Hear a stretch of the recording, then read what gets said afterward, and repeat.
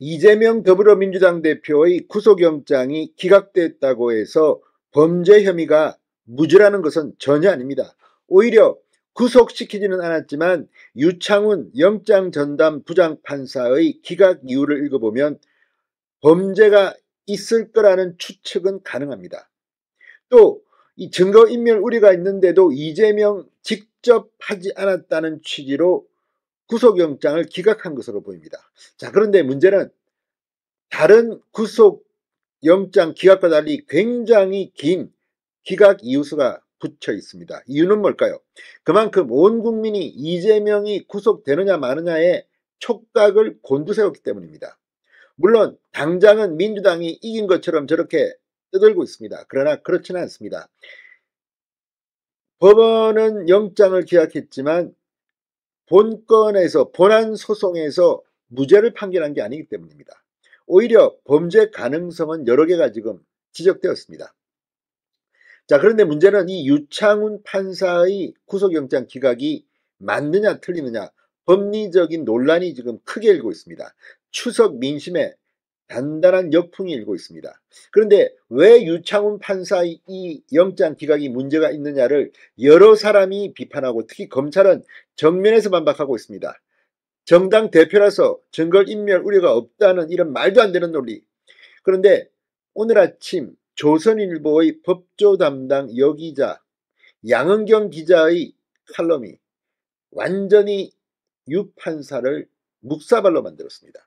가장 초보적인 법원 예규와도 맞지 않는다는 지적이 법조계에서 나오고 있다는 겁니다. 그러니까 유창훈 부장판사는 서울중앙지검에서 영장 전담 부장판사 중 가장 선임으로 알고 있는데 법원 예규와도 맞지 않은 판결을 내렸느냐는 겁니다. 그 이유가 뭐겠습니까? 물론 그렇게까지 믿고 싶지는 않지만 이미 이재명 대표 측과 내통을 했느냐, 이재명 대표는 본인이 풀려날 걸 알고 있었느냐, 이런 비판까지 나오고 있습니다. 물론 그렇지는 않겠죠. 그럼에도 불구하고 유창훈 판사의 기각 이유를 보면 이거 봐주려고 작정을 한 사람 아니냐, 이런 의심이 가게 합니다. 그만큼 양은경 기자의 이 칼럼은 유창훈 판사의 결정적인 미스를 시사하고 있는 것으로 보입니다. 왜 그럴까요? 진성호의 융단 폭격 시작합니다. 유창훈 서울중앙지법 영장전담 부장판사를 융단 폭격합니다. 방송에 앞서 아직 진성호 방송에 구독자가 아니신 분은 붉은색 구독 버튼 눌러주십시오. 더 좋은 방송으로 보답하겠습니다. 자, 이 양은경 기자의 예규와도 안 맞다는 이 분석 기사는 가장 쉽게 이 이재명 영장 기각이 왜 문제가 있는지를 알게 합니다. 자, 법원이 증거인멸의 염려가 있다고 단정하기 어렵다, 이런 이유를 대면서 이재명의 영장을 기각했습니다. 그런데 이게 법원 예규와도 맞지 않은 해석이라는 비판이 법조계에서 제기되고 있다고 조선일보 양은경 기자가 지적했습니다. 왜 그럴까요? 자, 유창훈 부장판사는 이재명 영장을 기각하며 대북 송금의 경우 이화영의 진술과 관련하여 피의자 이재명의 주변 인물에 의한 부적절한 개입을 의심할 만한 정황이 있기는 하나 피의자가 직접적으로 개입했다고 단정할 자료는 부족하다고 했습니다. 그러니까 이재명 측 주변 인물에 의한 부적절한 개입을 의심할 만한 정황은 있지만 이재명 본인 피의자가 직접 개입했다고 단정할 자료는 부족하다고 했습니다. 자, 이는 이화영 전 부지사가 지난 7월 이재명 대표에게 대북 송금을 보고했다고 검찰에서 진술한 이후 이화영 부인이 변호인을 해임시키고 이화영의 진술을 스스로 뒤집는 내용의 서류가 작성되는 등의 사항을 시사하고 있습니다. 이재명 대표 측근 국회의원이 이화영 씨 아내를 회유해 변호인을 사임시키고 이재명 대표와 이 대북 송금의 관련성을 부인하는 호소문을 작성하게 했다는 검찰 주장을 상당 부분 받아들인 것으로 풀이됩니다.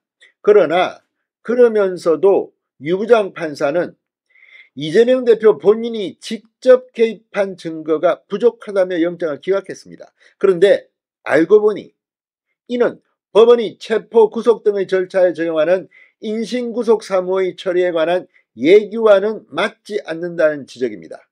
양은경 기자가 이 부분에 집중해서 유 판사의 이 기각을 비판했습니다. 인신구속 사무의 처리에 관한 법원 예규에 맞지 않는다는 겁니다. 자, 예규 48조는 구속영장 발부 여부를 결정할 증거인멸 염려의 판단 기준으로 피의자 측에 의하여, 피의자가 아닙니다. 피의자 측에 의하여 그 증거를 인멸하는 것이 물리적 사회적으로 가능한지 여부 3호 피의자 측이 피해자 등 증인에 대하여 어느 정도의 압력이나 영향력을 행사할 수 있는지 여부 4호를 정하고 있습니다. 한 법조계 관계자는 법원 예규상으로도 피의자가 아니라 피의자 측의 증거인멸이나 증인에 대한 압력 행사 여부를 판단 기준인데 피의자 주변 인물에 의한 부적절한 개입을 의심할 만한 정황을 인정하면서도 증거인멸 우려가 없다고 기각한 것은 그 자체로도 모순이고 예규에도 맞지 않다고 지적했다는 겁니다. 자, 피의자 측입니다. 피의자가 아니라. 이게 법원 예규입니다. 그런데 유 부장 판사는 왜 굳이 이렇게 이재명 피의자가 직접 개입했다는 이 부분을 강조한 것일까요? 원래 관계가 있습니까? 권순일 전 대법관 때문입니까? 묻고 싶습니다.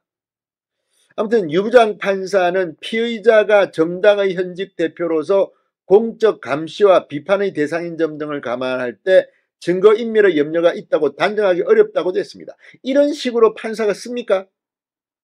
기가 막힙니다. 특정한 직업, 특정한 자리를 갖다가 이유로 증거인멸 염려가 없다. 그러면 뭐 일반 국민들, 직업이 없는 백수 이런 사람들은 똑같은 국민인데 증거인멸의 염려가 있다고 단정할 수 있습니까?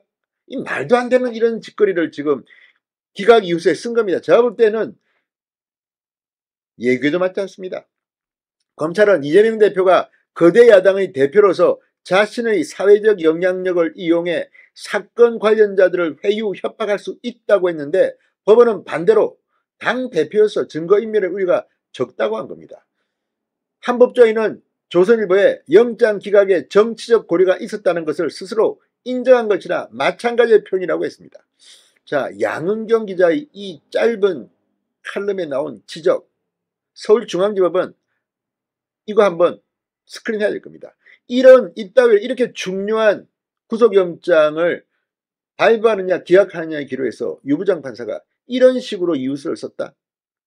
대한민국 법원의 수준이 이것밖에 안 됩니까? 자, 아무튼 지금 이 검찰이 보강수사를 통해서 이 법과 원칙에 따라 다시